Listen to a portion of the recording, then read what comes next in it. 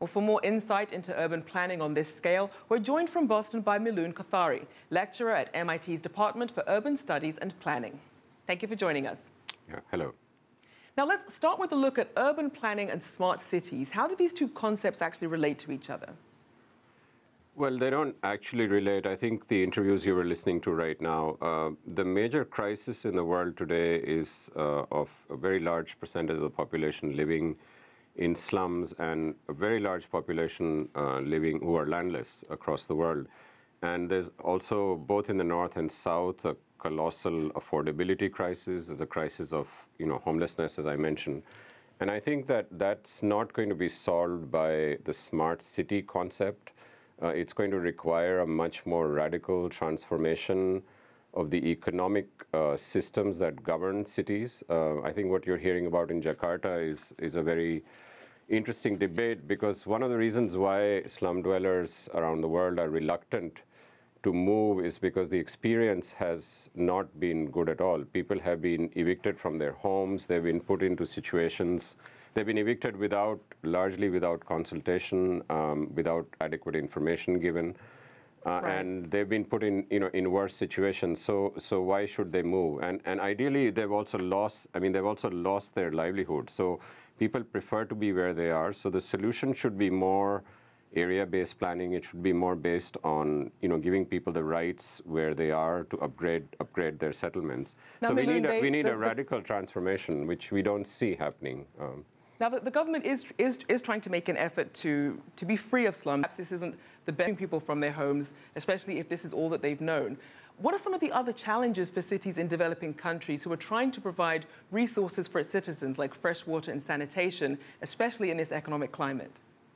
Well, yes, there is a crisis of, water, sanitation, other civic services. But what I see when I travel around the world is that actually cities do have funds. I mean, there's a lot of money going into tourism, into expensive housing. There's a lot of subsidies that are given for, for expensive housing development.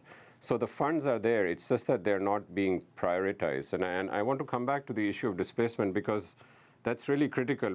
When we had the Millennium Development Goals, the whole slogan became cities without slums. So this is not a new concept. But many governments took a very cynical approach, which was to either remove the slums altogether, which was being, evicted. And I'll give you an example. In Jakarta, in fact, from January of this year until now, about 3,500 families have been evicted from their homes. So that is certainly not the way to reduce the number of slums in cities. And Miloon, what do you think a better solution would be? I think a better solution is to upgrade people where they are, is to consult with them and see what kind of plans they need, is to ensure that they do not lose the livelihood that they have. A better approach would be to control land and property speculation. Let us not, kid ourselves. We are in the middle of a colossal, perhaps unprecedented in history, land grab. And cities are very much a part of that, where there's increasing segregation, there's increasing ghettoization, and actually land is being taken away from where the poor people live and being handed over for tourism and other types of development.